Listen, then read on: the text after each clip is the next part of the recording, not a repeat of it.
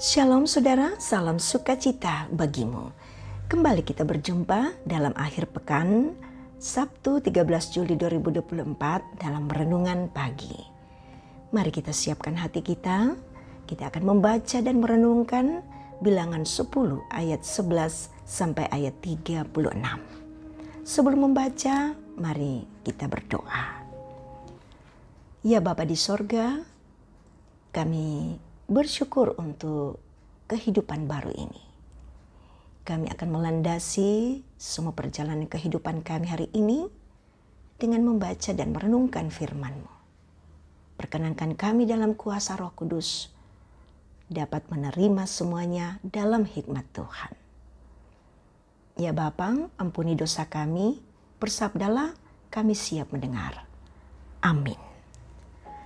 Bilangan pasal 10 ayat 11 sampai ayat 36. Mari kita mendengarkan dan membaca firman Tuhan. Berangkat dari Gunung Sinai.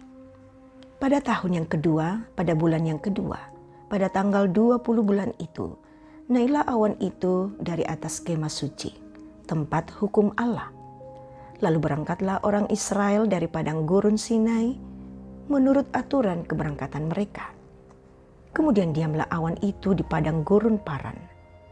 Itulah pertama kali mereka berangkat menurut titah Tuhan dengan perantaraan Musa. Terdahulu berangkatlah laskar yang dibawa panji-panji Bani Yehuda menurut pasukan mereka. Yang mengepalai laskar itu ialah Nahason bin Aminadab. Yang mengepalai laskar suku Bani Isakar ialah Nathanael bin Suar.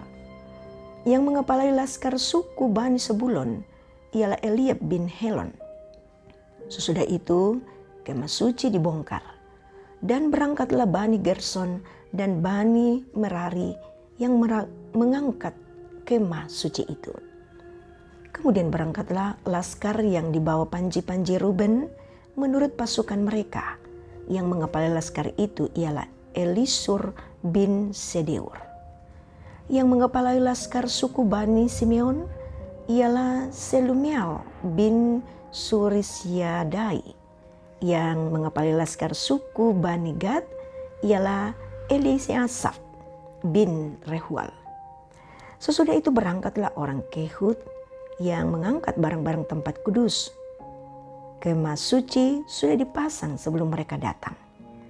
Kemudian berangkatlah laskar yang dibawa panji-panji Bani Efraim menurut pasukan mereka. Yang mengepalai laskar itu ialah Elisama bin Amihud.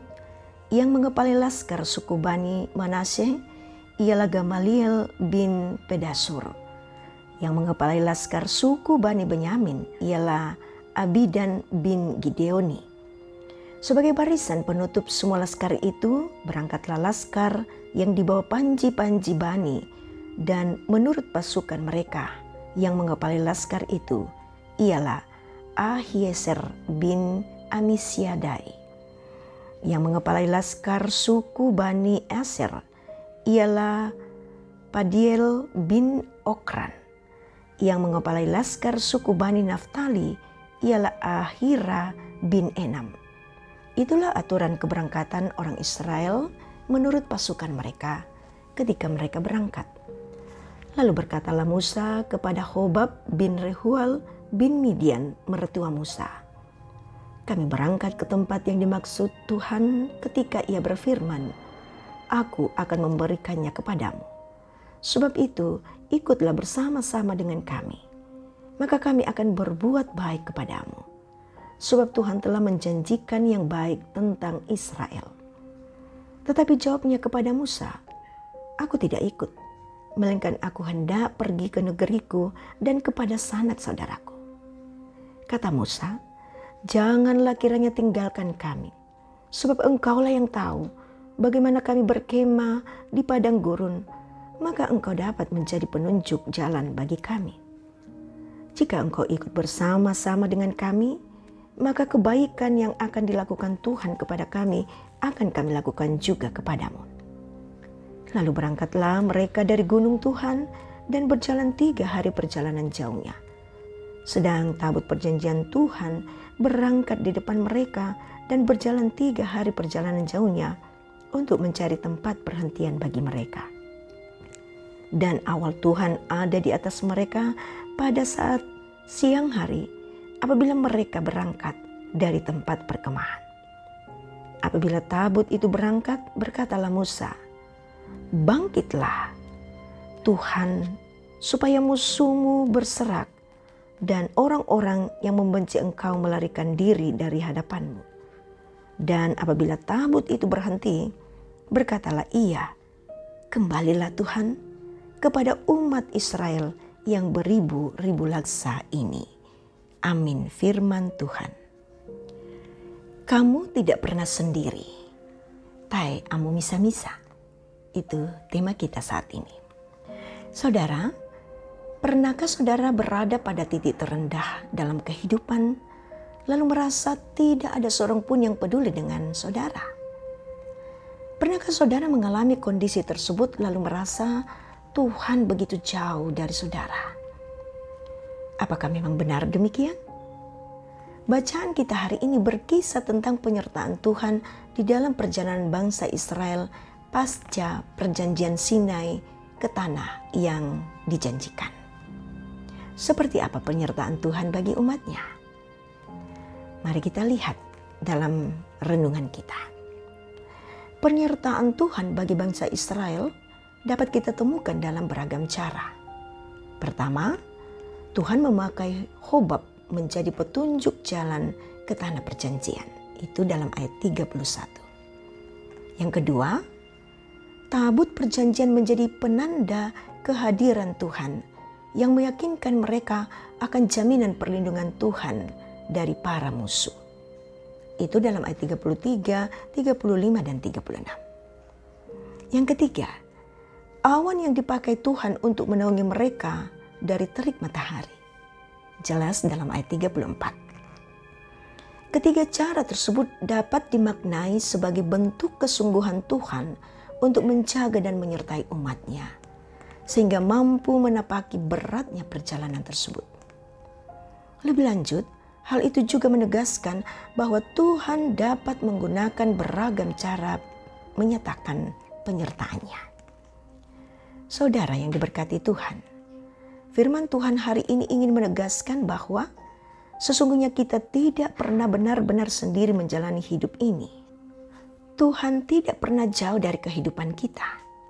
Sama seperti penyertaannya bagi bangsa Israel. Ia juga terus menyertai dan melindungi kita dengan ragam cara yang terkadang tidak kita sadari. Karena itu janganlah pernah merasa putus asa ketika saudara berada di padang gurun dalam tanda kutip, atau titik terendah dalam kehidupan ini. Sebab awannya akan selalu menaungi dan menyertaimu. Tuhan dimuliakan. Amin. Mari kita satu dalam doa. Ya Tuhan, kami bersyukur untuk semua yang terbaik yang Tuhan nyatakan bagi kami. Sepekan kami boleh lalui dan kami boleh berada pada hari terakhir dalam pekan ini. Semuanya hanya karena kasih karunia Tuhan. Kami tetap berserah kepadamu Bapa. Perkenankan hari ini tetap menjadi hari di mana Tuhan dimuliakan dalam seluruh aktivitas kami. Tuhan ada dan hadir dalam setiap kondisi yang kami alami. Oh Bapa di sorga, inilah syukur kami dan permohonan kami. Kami serahkan semuanya dalam nama Tuhan Yesus, Juru Selamat kami. Amin. Saudara, terima berkat Tuhan. Tuhan memberkati engkau dan melindungi engkau.